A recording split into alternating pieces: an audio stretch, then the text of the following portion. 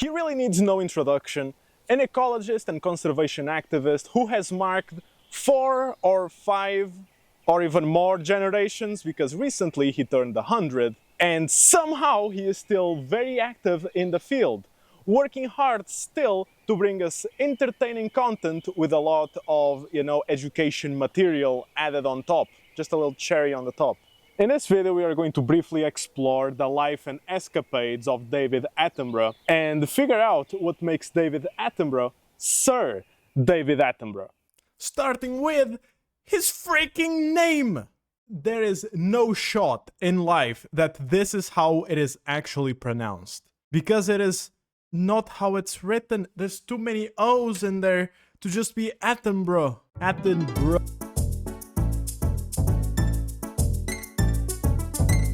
David Frederick Attenborough was born in 8th of May 1926 in Isleworth, Middlesex. I don't have the maturity to read that last word though. He grew up in a house on the campus of the University of Leicester, where his father Frederick worked as the principal. He is the middle child of 3. His older brother Richard became an actor and director, and his younger brother John an executive at the Italian car manufacturer Alfa Romeo, which is a brand of cars that exists. So, successful people all around. Imagine being David Attenborough and being the only one who doesn't become successful of the 3. Okay, sure, it would fall into the middle child stereotype, but also it would be very depressing. In a funny way, but very depressing.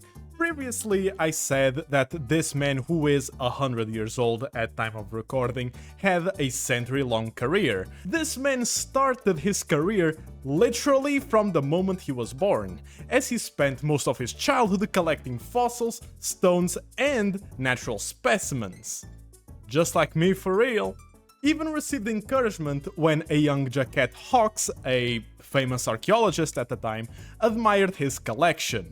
That part not being so much like me, for real. But what is credited as a huge turning point for Attenborough was in 1936, when he was just about 10 years old, when together with his brother Richard, they attended a lecture by Archibald Balney, also known as the Grey Owl, a famous Canadian conservationist at the time. This was credited as one of the events that awakened his desire to promote conservation and education on the field of natural sciences and natural history. This was one of the moments that birthed the David Attenborough we know today. I don't mean to take any credit away from David, as I don't think, try as I might, I wouldn't be able to do that. But to a certain degree, growing up in a college campus as the son of the principal probably did help him get some backstage access to a lot of important people in these fields. And I don't mean this as a jab, I mean this as I am jealous. I would like that. I want that.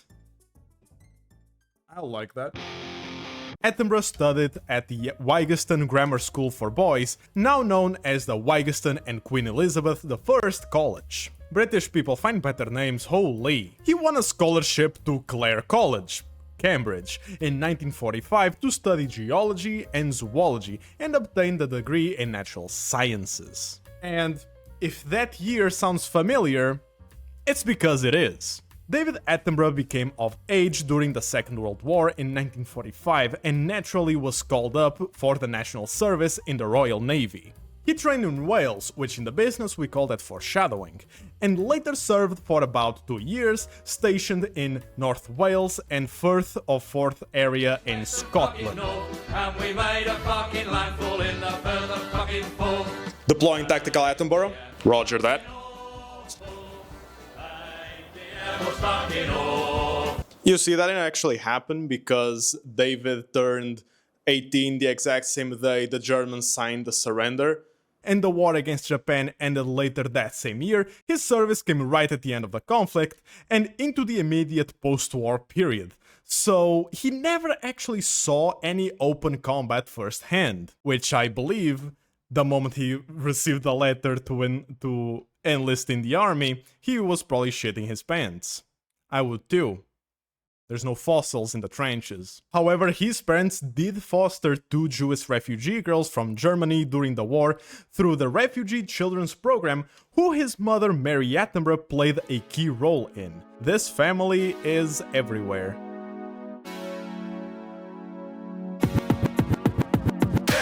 After leaving the Navy, David Attenborough worked editing children's science textbooks before joining the BBC in 1952. He first applied for a radio job, and of course, seeing the potential in a young Attenborough, they immediately rejected him on the spot. Nah, I'm joking. He did get rejected though. But they did see potential in him, so much so that BBC producer Mary Adams offered him a television training course. From there, he became a producer for actual programs and later worked on shows like Animal, Vegetable, Mineral and Song Hunter.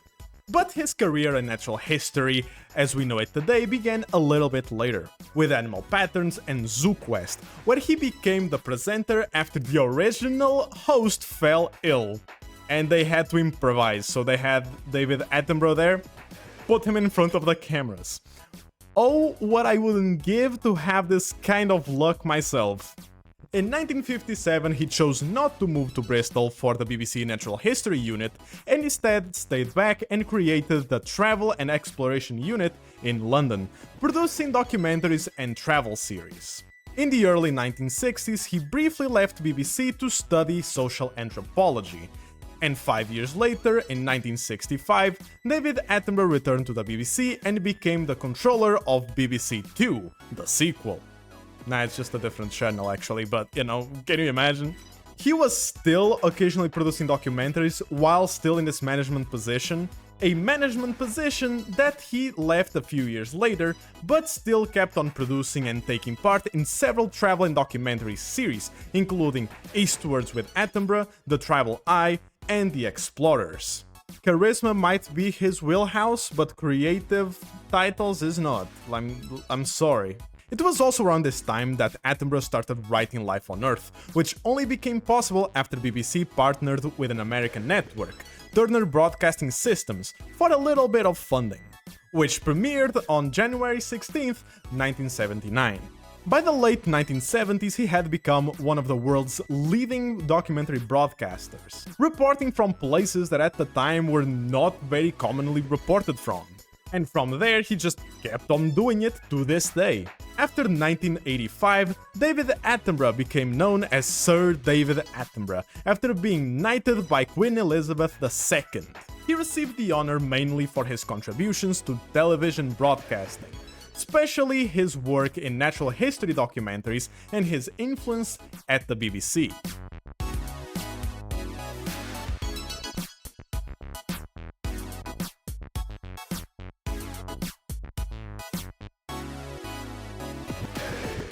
Attenborough worked on / produced / was involved in some capacity in around 90 to 110 documentary productions since the year 2000.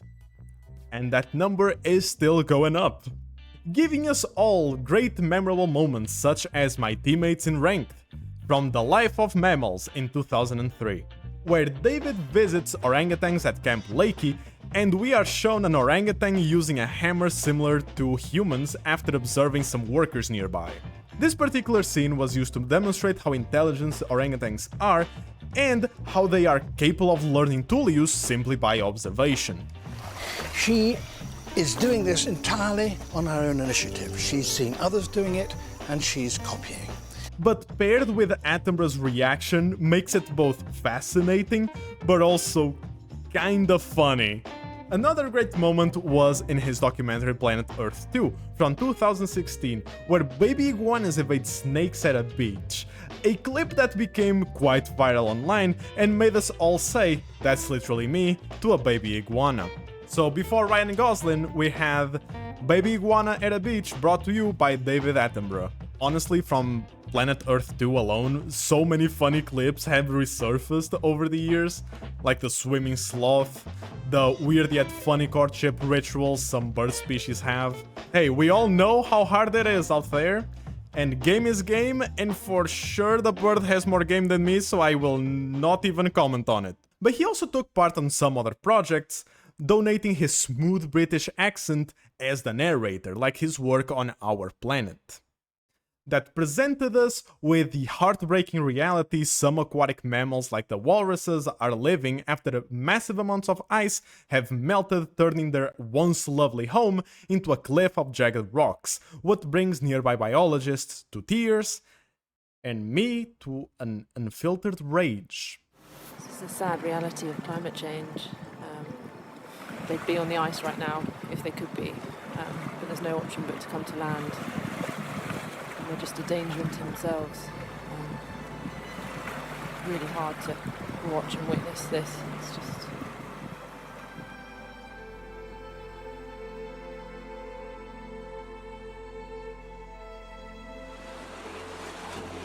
just so heartbreaking.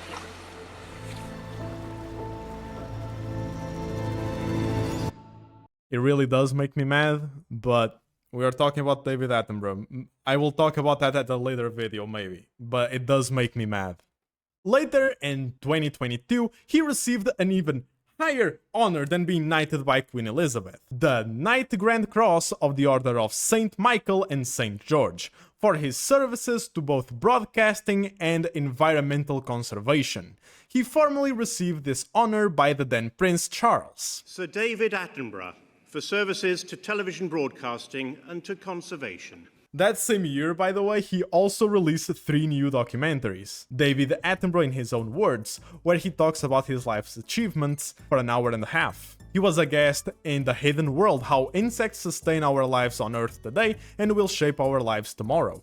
A title that can only be rivaled in length by the one publication by Dr. Bruce Tiffany. The use of geological and paleontological evidence in evaluating plant phylogeographic hypotheses in the Northern Hemisphere Tertiary, published in the International Journal of Plant Sciences in 2001. I know this is a college thesis title, and those usually are very long titles, but I really like that they kept it for the publication. It's a beautiful title. But going back to Boy David, he wrote the book and later voiced the respective audiobook, The Trials of Life, A Natural History of Animal Behavior. And in 2025, David released Ocean with David Attenborough, at 99 years of age. After living for nearly 100 years on this planet, I now understand the most important place on Earth is not on land, but at sea. For many of us, the world beyond the beach is still dark, threatening and dangerous, out of sight and most certainly out of mind. It's time to take the plunge, to go beneath the waves. For once you've truly seen the sea, you'll never look at Earth in the same way again. Can you imagine doing this at 99 years of age and not using glasses nor a cane? Peak genetics. Or maybe just being surrounded by animals your entire life gave you enough serotonin to make you immortal, who knows? And also live long enough to see both the Second World War and Tung Tung Sahur and Skibidi Toilet. A few months later, around the time he turned 100, he also took part on the special Making Life on Earth by BBC, recounting the making of his 1970 series Life on Earth, which was one of his greatest successes. And now, at time of recording, he is actively working on Blue Planet 3. It's really hard to believe that he is 100. Not only because 1, he looks great for his age, and 2, because he is still incredibly dedicated to his craft and to his mission of promoting conservation and environmentalism, which is honestly quite good to see. I don't think I'm alone when I say this, but in spite of not being related to David Attenborough at all, he was a very common presence in my life growing up. I mean, he was always on TV, and I was always at the TV. Together with names like Steve Irwin, aka The Goat, or a more personal one, Richard Rasmussen, if you know, you know, they were the voices that inspired me to start following the road that I'm following right now. You know, all that I wanted to say is thank you, David Attenborough, for all the years of cool content that you have been putting out for the past many decades. And I'll be here waiting for Blue Planet 3. That is probably about to come out Probably.